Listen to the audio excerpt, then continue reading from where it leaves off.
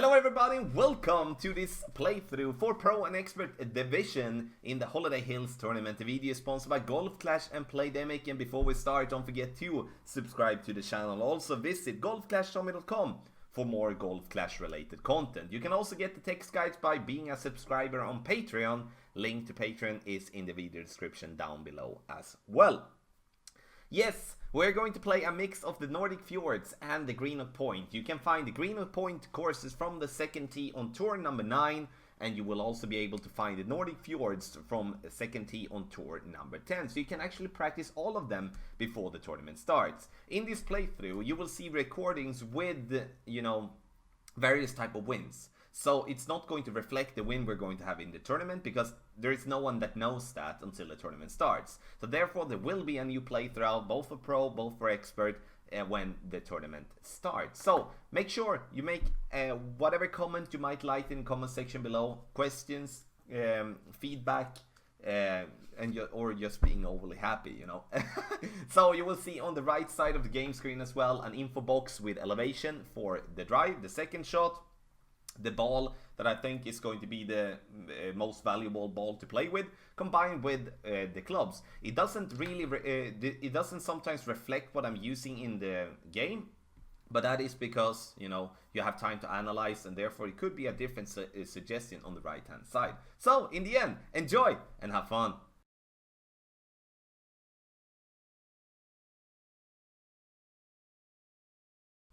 For hole number 1, we are going to play 15% extra, and every time we play extra, it means that the ball is going to be more affected by the wind. Navigator ball, we can obviously play with basically whatever ball we might have in our bag here, but I think a navigator ball is perfect, as it will reduce the wind a little bit and give us the help that we need. There is a funnel there, very hard to read it though, as we do not see the ball guideline to the hole. But I'm going to try to aim for that spot using half of the white ring falling down into the sand. And then I'm playing with the sniper. Sniper is, in my opinion, the absolute best club here to use, and it's going to be a nice shot. 1.5 bar topspin when we do have crosswind. If we have headwind, we need to add more topspin. If we do have a tailwind, we're going to have to reduce and play without topspin. And it comes in for a lovely little hole-in-one.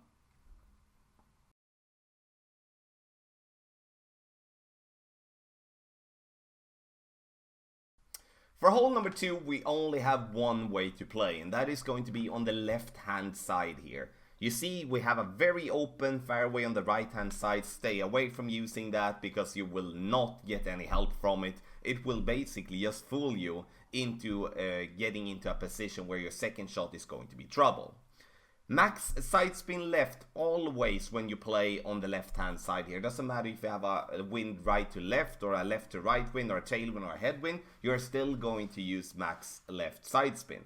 1 bar of backspin in tailwind, no backspin, no topspin in crosswind, and in headwind we're going to use somewhere between 1 to 2 bars of topspin. Only thing that I'm looking for is to bounce over the bunker and get myself as close to the top there as possible. The closer we are, the easier the second shot is going to be. And here you will find yourself that you will have to make a decision before you take your drive, as you can approach the pin with 2 different clubs, in my opinion. 10% extra needs to be said, and every time we add something to our adjustment means that we're playing downhill and the ball is then affected more by the wind. Our opponent playing with a Kingmaker, and I just want to touch base about that. And the Kingmaker has side spin 3, has also wind resistance 3, which is better than a Titan. But I don't think it's necessary to play with a Kingmaker if we're not having headwind. In headwind, it could be good to reduce the wind even more and then make sure that we're getting over the bunker. If you do what our opponent did there, you will not be able to reach for the green in 2. So, now we do have the second shot, and here is what I was trying to explain to you. You have a decision before the drive. Either you choose a club like the big dog, you give yourself distance, no problem whatsoever to get this ball to green in 2, but you don't have a ball guideline, very hard. If with a great shot you have a bad accuracy, so you will definitely not get it in the hole if so. Or you play with a sniper, has less distance. You might in some cases have to overpower your second shot because if you make your drive very short, or otherwise it's going to be the best, or otherwise it's going to be a little bit easier time to dial it in for an albatross from distance. Nonetheless, it's a tough one to get it in.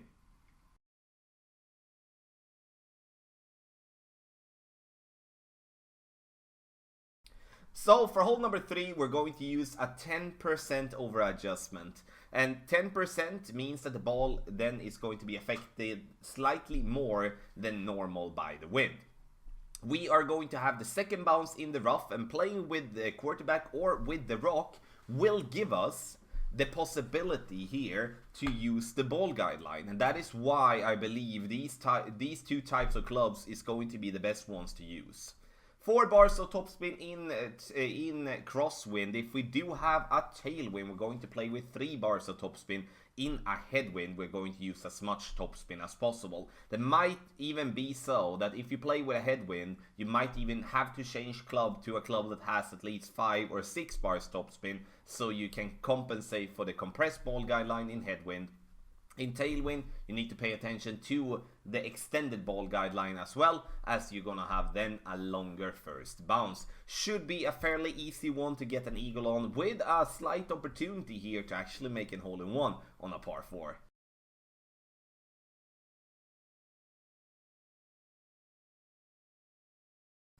For hole number 4, we're going to play a par 3, 10% over adjustment, and if we do have a headwind, I'm going to play for the rough bump. And I would probably see myself going with rough bump with no matter what type of wind we're going to have, because it's going to be, in my opinion, the best way to get that ball in the hole for a hole-in-one. If you don't want to go for the rough bump, then bounce before the rough and the sand using the sniper, but in a headwind that's most likely going to be very tough due to the compressed ball guideline. Katana or Kingmaker gives you side spin 3, and I think side spin 3 here is going to be very valuable no matter what type of way you're going to play. Quarterback or the rock for the rough bump, for ball guideline, for accuracy, and then you're gonna be very close.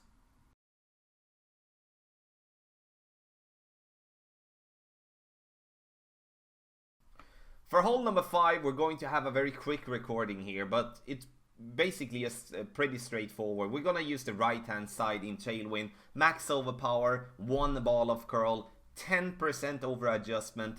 Do not forget to add 6 bars of topspin and as much side spin to the left possible. If you have more topspin than 6 bars, don't use more, because then you will most likely risk going into the rough there on top. For the second shot, key club is the thorn. Very, very important. Minus 20% is what we want to go with here. And that is because we play uphill. And every time we play uphill, the ball is going to be affected less by the wind. It's not often we use that type of adjustment, but it occurs here on this hole. Aim for the back end of the cup, not where the pin is. Because if you don't aim for the back end of the cup, you will fall short and then you will hit the pin. Many of you may wonder why risk hitting the pin here and you fall back into the sand. But even if you hit the pin here, you will not fall back into the sand, because it's so much uphill. So even though with the backspin that you're having on your thorn, the ball will still stay on the green. You can see here it doesn't have enough speed to roll back up into the sand again. So you're gonna end up with a putt. So therefore I think it's less risk to take by going with a dunk, and it's going to give you a more consistent result in the end. Thorn, key club, due to its backspin.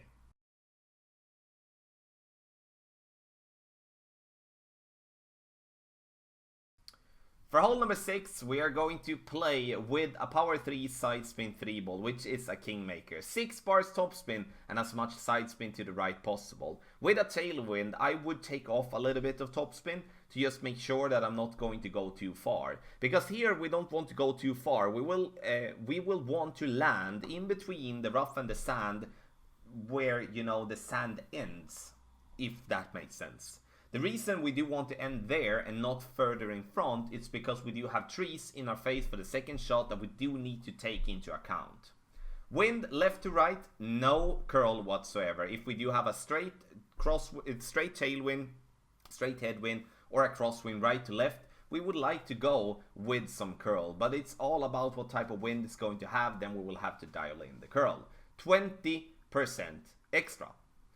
With a wind coming like this, it's going to sometimes be that you're going to adjust so the trees are going to clip the ball guideline.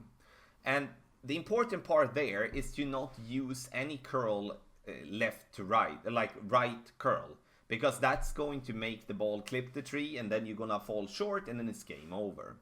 No elevation, max side spin to the right always, use from half a bar backspin to 2 bars top spin, depending on what type of wind we're going to have. It is better to use more in terms of top spin than using backspin, because in the end, if we clip the rough and roll out, we're gonna have a very tough wedge, and therefore it's better to just get it to green, let it fall down, take the eagle if you feel uncomfortable with the approach.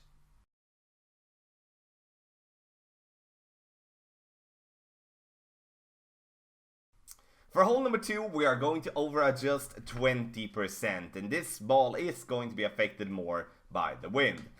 We play with a Goliath, as playing with another long iron will get you go in between clubs. Sure, if you do have a B52 in level 5 or level 6, you can use that one instead, but otherwise it's going to be the Goliath.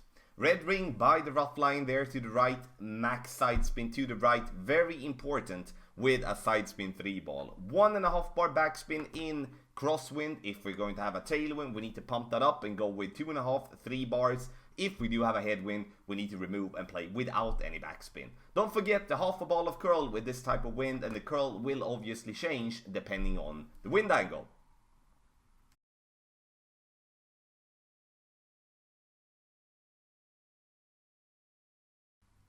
For hole number 8, we are going to play with a ball that's going to take us to green. That's at least the plan here when we do have this type of wind. 15% extra is what we want to do, and here I would strongly suggest you to in crosswind to play with a power 4 ball with at least wind resistance 3, or to play with a power 5 ball like a berserker as suggested on the right side in the info box. If we do have any form of tailwind, a power 3 ball is definitely enough, and then the Kingmaker or the Titan is going to be the ball to play with. I'm using curl here to just compensate for the push that we're going to get from the wind left to right. 6 bars top spin, which is the maximum on the extra mile level 8, and max overpower. And here I want you to play with the driver that gives you the most distance, the most top spin. In this video, my best driver is the extra mile, but you can use the Thor's hammer, you can use the Apocalypse, you can use whatever driver that gives you the most distance and top spin together. So, and in a crosswind, I would suggest you to go with as much top spin possible. Don't hold back, use as much as you can, because in the end we just want to roll through the rough. 15% extra is what we wanted to go with there, and the 15% means that the ball is going to be affected more by the wind. Our opponent is going to lay up on the left hand side, and I don't blame him for doing so, because he has more headwind than what I had on my shot. I had a minor headwind, he has way more headwind, and therefore is going to be just not smart trying to clear the water and the sand, because then you're most likely going to end up into the water or into the sand.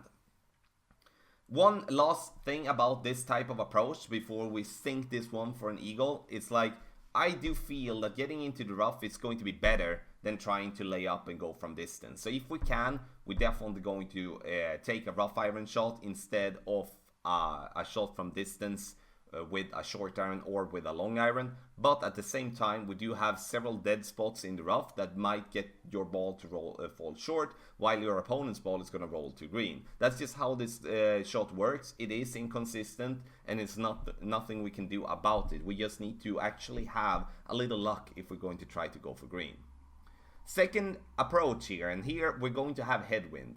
And with headwind, there is no chance whatsoever to reach the green in 2. So therefore we will have to lay up. We go either right hand side lay up for a potential rough bump from distance, or that we're gonna lay up on the left hand side using then a long iron like the Goliath as suggested in the info box, or a short iron towards the pin.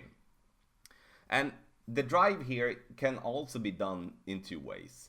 One, you can use 2 to 3 bars of topspin, doing what our opponent is doing to bounce directly over the rough and the sand and land very far up here on the fairway, which is a very nice shot.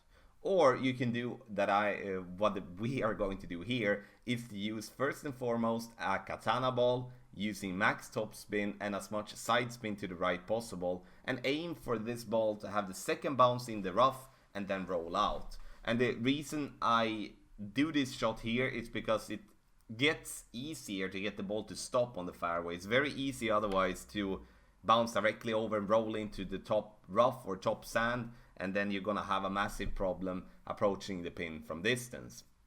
Or like, you're not gonna have a massive problem, but it's going to be tougher to get it in for an eagle from distance. So it's whatever you feel comfortable with. 15% extra even here on the left hand side, that's not going to change. Now when we're focused for the second shot, we're either going to play with a long iron or we're going to play with a short iron. And that is going to be depending on where we are on the course. Our opponent is playing with a short iron, which is the claw, and we are going to play with a thorn. Most of the times, especially if we do have a headwind, it's going to be a long iron because we are going to have to adjust, further towards the pin, and therefore we're going to stretch out the club even more, and therefore it's going to then be a long iron. But with a crosswind, headwind type of form, playing with a short iron will not be wrong. 15% extra here for the second shot, very important at this ball as well, is going to be more affected by the wind. Our opponent hits this ball great left, and it's going to come in and just missed on the left hand side, which would otherwise go in the hole, I believe. Our turn, and now once again 15% extra. This is a good opportunity, but here you have a difference with my shot compared to my opponent's shot. It's like I have a much worse angle than he did have, because he was further up, and obviously you do want to have more fairway to play on, because in the end you do have rough there just only 5 rings away from where we are aiming. And so to try to prevent from having any struggle with the rough, we do want to get the ball a little bit further up with that drive, so we do have an open fairway. Technicalities and stuff like that, but at the same time, in a tournament, we're looking for the best possible situation for a second shot, and then we might need to push our drive a little bit harder.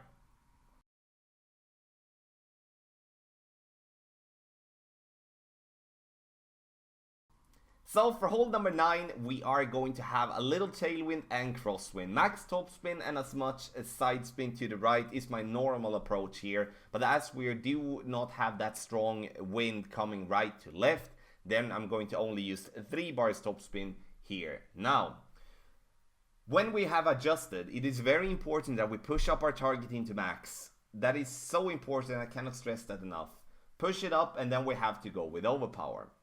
Maximum distance plus 10% with our drive, and then we go with overpower. Stay away from the curl. You don't need the curl as I'm using there. It's just totally unnecessary for my end using curl on this type of shot.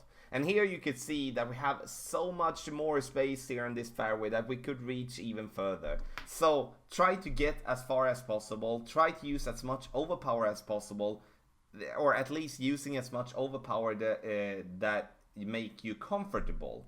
If you're using max overpower and you have very hard time to get that ball to fairway, then use a little bit less so you can still play that shot. But even though we're going to have to use overpower, playing a safe drive out to the right will cause more problems than it's going to help.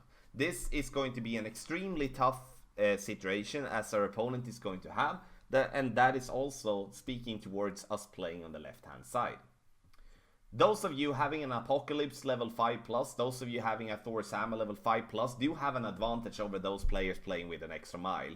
The reason for that being is that you do have more topspin, you do have more, especially with Apocalypse, you have even more distance, and therefore you can have a much easier drive and then have a much easier time for the second shot. Second shot is either going to be the big dog or the sniper, or for those of you having the Cataclysm in level 4+, the Cataclysm could be an option as well. But once playing with the big dog or with the Cataclysm, we just go for this shot to be on the green. We're not really expecting any albatrosses here. The only way we would do that is with a sniper. But with a sniper, to feel comfortable having that in the bag to play with, then we do need more distance for the drive. So everything connects together. A better drive, then obviously it's going to be a better approach for an albatross. So this was the playthrough for Pro and Expert Division. Hope you enjoyed it, hope you learned something. Make sure you comment in the comment section below with any type of questions. The video here is sponsored by Golf Clash and Playdemic.